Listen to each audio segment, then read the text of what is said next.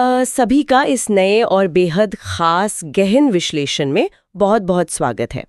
आज का विषय कुछ ऐसा है जो मतलब किसी भी इंसान की पूरी दुनिया को बदलने की ताकत रखता है। बिल्कुल, और मुझे लगता है कि आज के ज़माने में इस पर बात करना सबसे ज़्यादा ज़रूरी हो गया है। हाँ, तो आज हम बात करने जा रहे हैं हमारे माइंड सेट पर, यानी हमारे सोचने का तरीका और ये कैसे हमारी असल हकीकत को तय करता है। इस पूरी चर्चा के लिए हमने कुछ बहुत ही शानदार रिसर्च का सहारा लिया है। जी, जिसमें मशहूर मनोवैज्ञानिक कैरल ड्वेक के माइंडसेट से जुड़े बहुत ही विस्तृत रिसर्च पेपर शामिल है, और इंटरनेट पर जो बेहतरीन ऑडियो बुक समरीज हैं उन्हें भी हमने खंगाला है। एकदम सही। और एक बहुत ही कमाल की नई किताबें जो मुझे मिली, इसका नाम है master your mindset, get everything you deserve.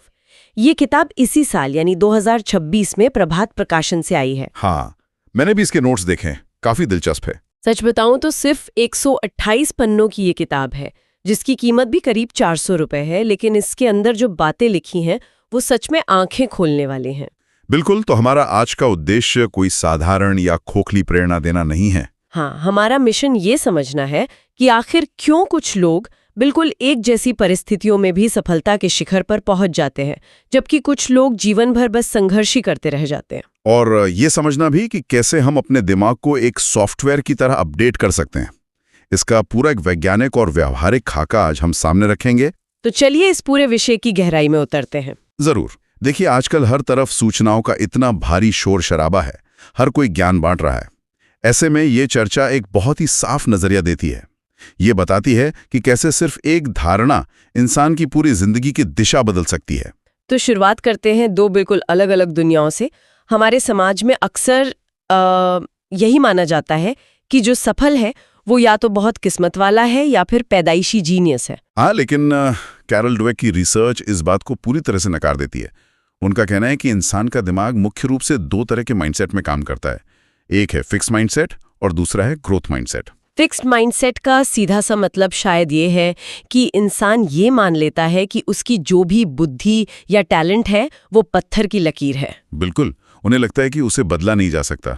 और सबसे बड़ी दिक्कत यह है कि ऐसे लोग हमेशा खुद को स्मार्ट साबित करने की रेस में लगे रहते हैं। हाँ, वो किसी भी नई चुनौती से डरते हैं, क्योंकि अगर वो फेल हुए तो विफलता उनके लिए कोई सीख नहीं होती, बल्कि उनके माथे पर एक धब्बा बन जाती है। सही कहा। अगर हम इसका एक बहुत ही मशहूर उदाहरण देखें तो महान टेनिस खिलाड़ी जॉन मैकेनरो की कहानी सामने आती है। अरे हाँ, वो तो दुनिया के नंबर 1 खिलाड़ी थे। बिल्कुल थे। उनके पास गजब का टैलेंट था, लेकिन उनका माइंडसेट पूरी तरह से फिक्स था। जब भी वो कोई मैच हारते थे तो उन्होंने कभी अपनी कमियों को नहीं माना। मैंने नोट्स में पढ़ा था कि वो हारने पर हमेशा बाहरी चीजों पर बहाने बनाते थे। हाँ, जैसे 1984 के फ्रेंच ओपन में जब वो हारे तो उन्होंने अपनी हार का सारा इल्जाम एक कैमरामैन के हेडसेट से आ रही आवाज पर लगा दिया था। ये तो कुछ भी नहीं। एक बार तो उन्होंने यहाँ तक कह दिया कि कोर्ट पर पड़ा हुआ चूरा खराब है। एग्जैक्टली, और उन्होंने अपनी जेब से $20 निकालकर एक कर्मचारी को दिए ताकि वो मोटा चूरा पीस कर लाए। मतलब अपनी खेल की रणनीति सुधारने के बजाय उनका सारा ध्यान इस बात पर था कि हार की जिम्मेदारी किसी और चीज पर कैसे डाली जाए। ये फिक्स्ड माइंडसेट की एक बहुत ही क्लासिक पहचान है। लेकिन इसका सबसे डरावना और दुखद पहलू हमें फ्रांसीसी शेफ बर्नार्ड लोइसियो की कहानी में देखने को मिलता है। हाँ, वो कहानी सच में बहुत दर्दनाक है। वो दुनिया के टॉप शेफ्स में से एक थे, है ना? बिल्कुल। उनके रेस्टोरेंट को मिशेलिन की तरफ से सबसे ऊंचे 3 सितारे मिले हुए थे। पूरी दुनिया में उनका नाम था। लेकिन एक दिन गॉल्ट मिलॉन नाम की एक दूसरी गाइड ने उनकी रेटिंग 19 से घटाकर 17 कर दी। और शायद ये अफवाह भी उड़ गई थी कि उनका एक मिशेलिन सितारा छिनने वाला है। हाँ, और सिर्फ इस एक अफवाह के डर ने उनकी जान ले ली। उन्होंने आत्महत्या कर ली। ये सच में दिल दहला देने वाला है। एक इंसान जो अपने करियर की इतनी ऊंचाइयों पर है, वो सिर्फ एक रेटिंग गिरने के डर से इतना टूट जाता है। क्योंकि बर्नार्ड ने अपनी पूरी पहचान, अपना पूरा वजूद अपनी उस सफलता से जोड़ लिया था। उनके लिए वो रेटिंग कम होना कोई व्यावसायिक नुकसान नहीं था, बल्कि उन्हें लगा कि वो खुद एक विफलता बन गए हैं। फिक्स्ड माइंडसेट इंसान को सच में अंदर से खोखला कर देता है। इसके एकदम उलट होता है ग्रोथ माइंडसेट। इस मानसिकता वाले लोग मानते हैं कि किसी भी क्षमता को प्रयास और लगन से विकसित किया जा सकता है। बिल्कुल, उनके लिए हार कोई अंतिम फैसला नहीं होती, बल्कि सीखने का एक अवसर होती है। माइकल जॉर्डन इसका सबसे बेहतरीन उदाहरण है। हाँ, पूरी दुनिया उन्हें बास्केटबॉल का भगवान मानती थी। लोगों को लगता था कि वो कोई अलौकिक शक्ति लेके पैदा हुए हैं। लेकिन दिलचस्प बात यह है कि जॉर्डन खुद को ऐसा बिल्कुल नहीं मानते थे। वो खुद को सिर्फ एक ऐसा इंसान मानते थे जिसने सबसे ज्यादा मेहनत की और अपनी हर गलती से सीखा। और अगर हम इससे थोड़ा और बड़े नजरिए से देखें तो क्रिस्टोफर रीव का मेडिकल चमत्कार तो विज्ञान की सीमाओं को ही चुनौती दे देता है। सुपरमैन का किरदार निभाने वाले क्रिस्टोफर रीव। जी हाँ, एक हादसे में लकवाग्रस्त होने के बाद डॉक्टरों ने साफ कह दिया था कि अब कोई तरीका नहीं है। लेकिन उन्होंने विज्ञान के उस फैसले को नहीं माना। उन्होंने लगातार प्रयास किया और अपने दिमाग और शरीर के कनेक्शन को फिर से जोड़ने में लगे रहे। और जो नतीजे आए उन्होंने पूरी दुनिया को हैरान कर दिया। उन्होंने अपनी शारीरिक क्षमता को इतना बढ़ाया कि विज्ञान की किताबें फिर से लिखनी पड़ गईं। क्या कुछ नहीं कर सकता है। लेकिन यहाँ एक और बात है, बचपन से जो कहानियां हमें सुनाई जाती हैं उनका भी बड़ा असर होता है। आप कछुए और खरगोश वाली कहानी की बात कर रहे हैं ना? एकदम सही। इस कहानी ने अनजाने में ही प्रयास या मेहनत को एक बुरा नाम दे दिया। हाँ, मैं भी यही सोच रही थी। ऐसा लगता है मानो मेहनत सिर्फ उन लोगों के लिए है जिनमें कोई टैलेंट नहीं है। हर कोई उस कहानी में ऐसा खरगोश बनना चाहता है जो रेस में सोए नहीं। यहाँ सबसे रोचक बात यह है कि हमारे समाज में अक्सर बिना मेहनत के मिली सफलता को ज्यादा महत्व दिया जाता है। अगर कोई रातों रात सफल हो जाए तो लोग उसे ज्यादा पूछते हैं। जबकि अगर हम इतिहास देखें तो असली हकीकत कुछ और ही नजर आती है। दुनिया के सबसे महान आविष्कारक और कलाकार जैसे थॉमस एडिसन, राइट ब्रदर्स या डार्विन, ये सब जन्म से असाधारण नहीं थे। बिल्कुल। डार्विन और टॉल्स्टॉय को तो स्कूल में बहुत ही औसत दर्जे का माना जाता था।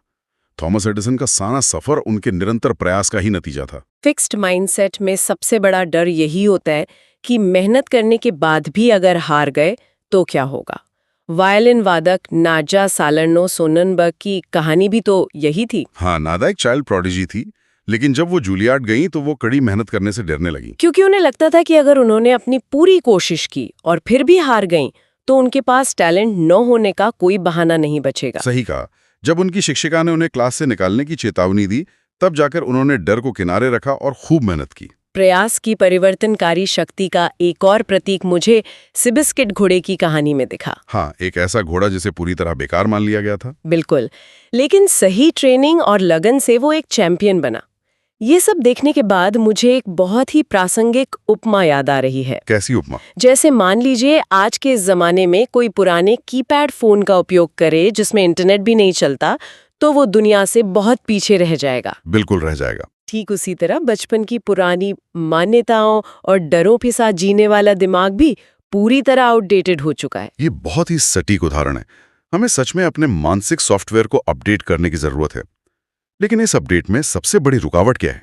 ध्यान भटकाने वाले जाल जैसे इंस्टाग्राम रील्स या पैसिव एंटरटेनमेंट। हाँ, ये चीजें हमारी अटेंशन को, हमारे ध्यान को पूरी तरह खत्म कर रही हैं और इसके साथ ही भावनाएं भी बहुत बड़ा रोल प्ले करती हैं। नोट्स में लेखिका एलिजाबेथ गिलबर्ट का एक बहुत अच्छा संदर्भ था कि हमारी भावनाएं हमारी विचारों की गुलाम है। बिल्कुल।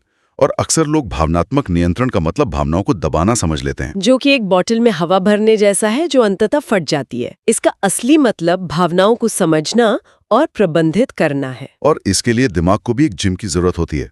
दैनिक जिम? जी हाँ, हर दिन 10 मिनट का मौन, वो भी बिना किसी गैजेट के। और जर्नलिंग करना, अपने विचारों को कागज पर उतारना दिमाग को रीसेट करता है। ये डर को जिज्ञासा में बदल देता है। जो इंसान ये करता है वो हर चीज को अलग नजरिए से देखने लगता है। अब अगर हम सफलता के एक और पहलू पर आएं, तो लोग अक्सर मोटिवेशन के पीछे भागते हैं। लेकिन मोटिवेशन तो बहुत ही अस्थायी होता है। वो केवल कुछ घंटों या दिनों तक टिकता है। असली सफलता तो अनुशासन से आती है। सही कहा। अगर हम इसे बड़े परिदृश्य से जोड़ें तो हर सफल इंसान कभी सही समय या परफेक्ट टाइम का इंतजार नहीं करता। हाँ, वे पूरी तरह तैयार होने से पहले ही शुरुआत कर देते हैं। और इसी दिशा में आगे बढ़ने के लिए इकिगाई की जापानी अवधारणा बहुत काम आती है। इकिगाई, इसके 4 कदम बहुत ही स्पष्ट हैं। पहला, ऐसा काम खोजना जो पसंद हो। दूसरा, जिसमें महारत हो। तीसरा, जिसकी दुनिया को जरूरत हो। और चौथा, जिससे आजीविका चल सके। जब ये चारों मिलते हैं तो जीवन को एक स्पष्ट दिशा मिलती है। और जो इंसान इसे पा लेता है उसे दूसरों का नेता बनने से पहले खुद का नेता बनना होता है। Self leadership. बिल्कुल।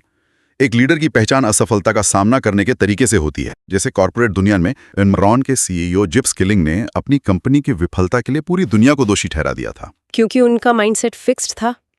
जबकि जनरल इलेक्ट्रिक के सीईओ जैक वेल्च ने एक बड़े घोटाले की जिम्मेदारी खुद ली और उसे सुधारा। इसी मानसिकता को Hollywood film Groundhog Day बहुत अच्छे से दर्शाती है। हाँ, उसका मुख्य पात्र बिल मरे, वो एक ही दिन में फंसा रहता है। और वो उस लूप से तब तक बाहर नहीं निकल पाता जब तक वो अपनी फिक्स्ड मानसिकता छोड़कर नई चीजें सीखना और दूसरों की मदद करना शुरू नहीं करता। तो अगर इस पूरे विश्लेषण को संक्षेप में समेटें तो दिमाग कोई जन्मजात फिक्स्ड मशीन नहीं है, ये एक मांसपेशी है जो चुनौतियों से मजबूत होती है। बिल्कुल, और सफलता दूसरों से बेहतर होने में नहीं बल्कि खुद को लगातार बेहतर बनाने में है। अनुशासन कोई प्राकृतिक उपहार नहीं है, ये कौशल है जिसे धीरे धीरे विकसित किया जा सकता है।